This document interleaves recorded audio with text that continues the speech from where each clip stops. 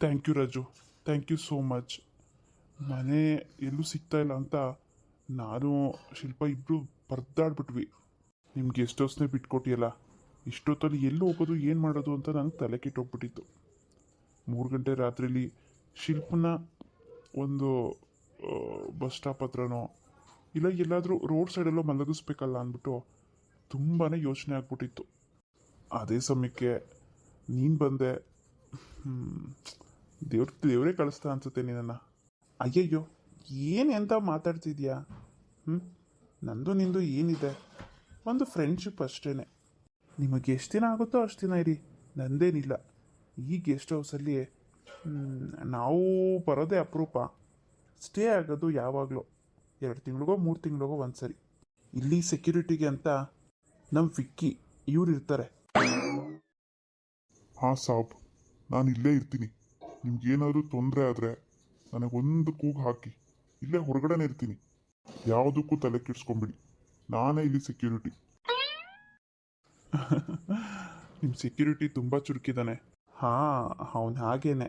ಆದರೆ ಈ ಕಡೆ ಒಂದು ಸೊಳ್ಳೆ ಕೂಡ ಓಡಾಡ್ತಿರೋ ಥರ ನೋಡ್ಕೊಳ್ತಾನೆ. ನೀನು ವರಿ ಮಾಡ್ಕೋಬೇಡ, ನಿಮ್ಗೆ ಎಷ್ಟು ದಿನ ಆಗುತ್ತೋ ಅಷ್ಟು ದಿನ ಆರಾಮಾಗಿರ್ರಿ. ಹಾಂ ರಾಜು, ಆದಷ್ಟು ಬೇಗ ಒಂದು ಮನೇನ ನೋಡೋಣ ಅಂತ ಇದ್ದೀನಿ. ನೋಡೋಣ, ಎಷ್ಟು ದಿನ ಆಗುತ್ತೋ ಗೊತ್ತಿಲ್ಲ. ಖಂಡಿತವಾಗ್ಲೂ ಆದಷ್ಟು ಬೇಗ ಒಂದು ಮನೆ ನೋಡ್ತೀನಿ. ಸುಮ್ಮನೆ ನಮ್ಮಿಂದ ಯಾಕೆ ತೊಂದರೆ? ನಾನು ಹೇಳಿದ್ದೀನಪ್ಪ, ತೊಂದರೆಗಿಂದರೆ ಏನಿಲ್ಲ ಅಂದರೂ ನಿನ್ನಿಷ್ಟ. ಎಷ್ಟು ದಿನ ಆಗುತ್ತೋ ಅಷ್ಟು ದಿನ ಇರು, ಆಮೇಲೆ ಒಂದೊಳ್ಳೆ ಕಡೆ ಮನೆ ನೋಡಿಕೊಂಡು ಶಿಫ್ಟ್ ಆಗ್ರಿ. ನಿಮ್ಮಿಬ್ರಿಗೂ ಒಳ್ಳೇದಾಗಲಿ. ಆಯಿತು, ಬಾ ಇಲ್ಲೇ ಮಲ್ಕೊಳ್ಳುವಂತೆ. ಇಲ್ಲ, ನಾನು ಹೋಗ್ತೀನಿ. ಮನೇಲಿ ಅಪ್ಪ ಅಮ್ಮ ಕಾಯ್ತಾ ಇರ್ತಾರೆ. ಸೆಕ್ಯೂರಿಟಿ ಇಲ್ಲೇ ಇರ್ತಾನೆ ಹೊರಗಡೆ. ನೀವು ಒಳಗಡೆ ಹೋಗಿ, ನೀವು ಆರಾಮಾಗಿ ರೆಸ್ಟ್ ಮಾಡಿ. ಇನ್ನು ಬೆಳಿಗ್ಗೆಗೆ ಏನಾದರೂ ಬೇಕಾದರೆ ಸೆಕ್ಯೂರಿಟಿಗೆ ಹೇಳಿ, ಅವನೇ ತಂದು ಕೊಡ್ತಾನೆ. ಇರಲಿ, ಬೆಳಿಗ್ಗೆ ನಾನೇ ಹೊರಗಡೆ ಹೋಗ್ತೀನಿ. ಕೆಲ್ಸಕ್ಕೆ ಹೋಗಲೇಬೇಕಲ್ಲ, ಹೇಗಿದ್ರು ಮನೆಗೆ ಏನೇನು ಬೇಕೋ ನೋಡ್ತೀನಿ, ತಂದು ಕೊಡ್ತೀನಿ ಬಿಡು. ಸರಿ, ಆಯಿತು. ನಾನಿನ್ನು ಬರಲಾ? ಹಾಂ ರಾಜು, ಆಯಿತು. ಸಾಬ್, ನಾನು ಕೂಡ ಈ ಕಡೆ ಒಂದು ರೂಮ್ ಕೊಟ್ಟಿದ್ದಾರೆ ನನಗೆ, ಅಲ್ಲಿ ಇರ್ತೀನಿ. ಏನಾದರೂ ಇದ್ದರೆ ಅಲ್ಲೊಂದು ಲ್ಯಾಂಡ್ಲೈನ್ ಇದೆ, ಫೋನ್ ಮಾಡಿ. ಹಾಂ, ಆಯ್ತಪ್ಪ, ಆಯಿತು. ಹೀಗೋ ನಮಗೆ ಮನೆ ಸಿಕ್ತಲ್ಲ. ನಾನು ಅಂದ್ಕೊಂಡಿದ್ದೆ ಯಾವುದಾದ್ರೂ ದೇವರು ನಮ್ಮ ಕೈ ಹಿಡಿತಾನೆ ಅಂತ. ಕೊನೆಗೂ ಬೀದಿಲಿ ಮಲಗೋ ಹಾಗೆ ಆಗಲಿಲ್ಲ ನೋಡಿ. ಹೌದು ಶಿಲ್ಪ, ಒಂದೊಂದು ಸರಿ ದೇವರಿರೋದು ನಿಜನೇ ಅನಿಸುತ್ತೆ. ಒಂದೊಂದು ಸರಿ ಟೈಮ್ ಕೆಟ್ಟಾಗ ಎಲ್ಲ ಸುಳ್ಳು ಅಂತ ಅನಿಸ್ಬಿಡುತ್ತೆ. ಇಲ್ಲ, ಖಂಡಿತವಾಗ್ಲೂ ದೇವರಿದ್ದಾನೆ. ಕೆಲವೊಂದು ಸರಿ ಪರೀಕ್ಷೆ ಮಾಡ್ತಿರ್ತಾನಷ್ಟೆ. ಹೌದು. ಹೇಗಿದೆ ಗೆಸ್ಟ್ ಹೌಸು? ಅಬ್ಬಬ್ಬ, ಗೆಸ್ಟ್ ಹೌಸಿಗೇನೋ ತುಂಬ ಚೆನ್ನಾಗಿದೆ. ಇಷ್ಟು ದೊಡ್ಡದಾಗಿದೆ ನೋಡಿ. ಇದರಲ್ಲಿ ಕಾಲು ಭಾಗ ಕೂಡ ಇಲ್ಲ ನಮ್ಮನೆ. ಗೆಸ್ಟ್ ಹೌಸ್ ಅಂದರೆ ಹಾಗೆ ಇರುತ್ತೆ. ಇವಾಗ ಬಿಟ್ಟು ಹೋದ್ನಲ್ಲ ರಾಜು ಅಂತ, ಅವ್ರ ತಂದೆದಿದು. ಅವರು ಇಲ್ಲಿ ಯಾವಾಗಲೂ ಬರೋದಿಲ್ಲ. 2 ತಿಂಗಳಿಗೋ 3 ತಿಂಗಳಿಗೋ ಒಂದು ಸರಿ ಬರ್ತಾರೆ ಅವ್ರ ತೋಟ ನೋಡೋದಕ್ಕೆ. ಅವಾಗ ಇಲ್ಲಿ ಸ್ಟೇ ಮಾಡ್ತಾರಷ್ಟೆ. ಒಂದು ಸ್ವಲ್ಪ ದಿನ ಇದ್ಬಿಟ್ಟು ಬೇರೆ ಮನೆ ಮಾಡ್ಕೊಂಡು ಹೊರಟ್ಬಿಡೋಣ. ಇನ್ನೊಬ್ರ ಮೇಲೆ ಯಾವತ್ತೂ ಅವರು ನಮಗೆ ಅಷ್ಟೇ ವಿಶ್ವಾಸ ತೋರಿಸಿದ್ರು ಅವ್ರ ಹಂಗಲ್ಲಿ ಇರಬಾರ್ದು. ಬಾಡಿಗೆ ಕೊಡ್ಬೋದಲ್ಲ ನಾವು ಅವರಿಗೆ? ಬಾಡಿಗೆ ಕೊಡ್ಬೋದು, ಆದರೆ ಇವ್ನು ನನ್ನ ಕ್ಲೋಸ್ ಫ್ರೆಂಡ್ ಆಗಿರೋದ್ರಿಂದ ಖಂಡಿತ ಬಾಡಿಗೆ ತೊಗೊಳ್ಳೋದಿಲ್ಲ. ಹಾಗೆ ಇರು ಅಂತ ಹೇಳ್ತಾನೆ.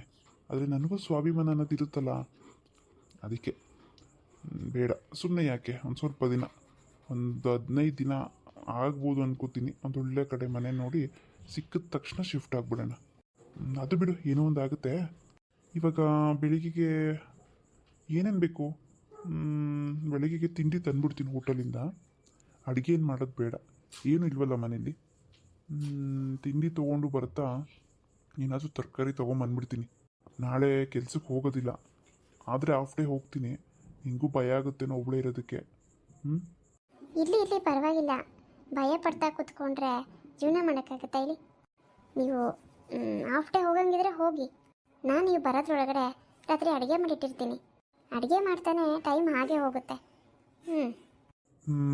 ಹೌದಾ, ಸರಿ ಹಾಗಿದ್ರೆ.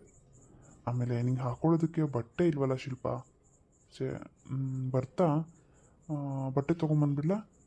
ಹಾಂ, ಕಮ್ಮಿ ರೇಟಿಂದ ತೊಗೊಬನ್ನಿ. ತುಂಬ ದುಡ್ಡನ್ನ ಖರ್ಚು ಮಾಡೋಕ್ಕೆ ಹೋಗ್ಬೇಡಿ. ಈಗ ನಾವು ಸಪ್ರೇಟ್ ಸಂಸಾರ ಮಾಡ್ತಿದ್ದೀವಿ, ಏನೆಲ್ಲ ಖರ್ಚು ಬರುತ್ತೋ ಗೊತ್ತಿಲ್ಲ. ಅದಕ್ಕೆ ಆದಷ್ಟು ಉಳಿತಾಯ ಮಾಡೋಣ. ಆದಷ್ಟು ಕಮ್ಮಿದೆ ತೊಗೊಬನ್ನಿ ಸೀರೆನ. ಸೀರೆ ಆದರೂ ಪರವಾಗಿಲ್ಲ, ಇಲ್ಲ ಯಾವುದಾದ್ರೂ ಚೂಡಿದಾರ ಆದರೂ ಪರವಾಗಿಲ್ಲ. ಸರಿ ಶಿಲ್ಪ, ಆಯಿತು, ನೋಡ್ತೀನಿ. ಆದಷ್ಟು ಕಮ್ಮಿದೆ ತೊಗೊಂಬರ್ತೀನಿ.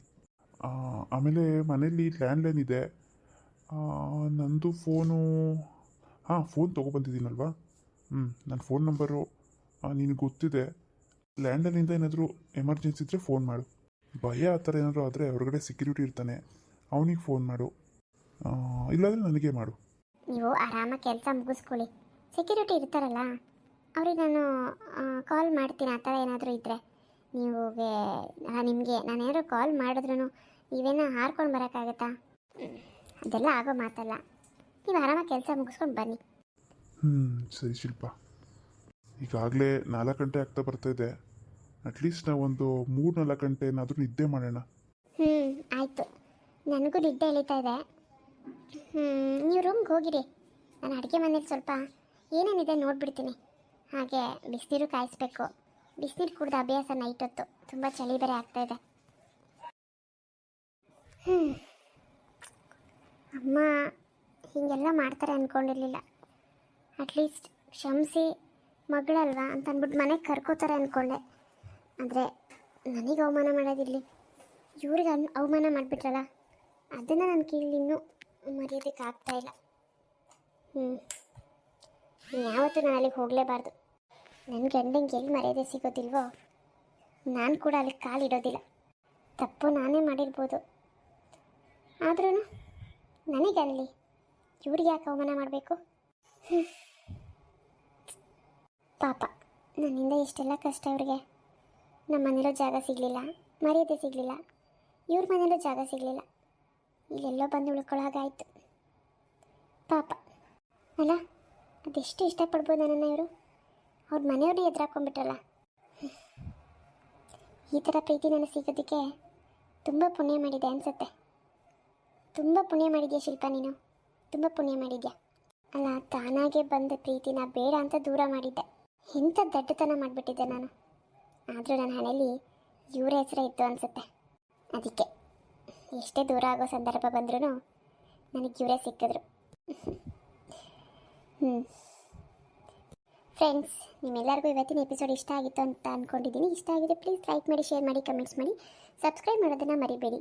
ಮುಂದೆ ಈ ಸ್ಟೋರಿ ನಾಳೆ ಕಂಟಿನ್ಯೂ ಆಗುತ್ತೆ, ತಪ್ಪದೆ ನೋಡ್ತಾ ಇರಿ ಅಂತ ಹೇಳ್ತಾ ಎಲ್ಲರಿಗೂ ಬಾಯ್.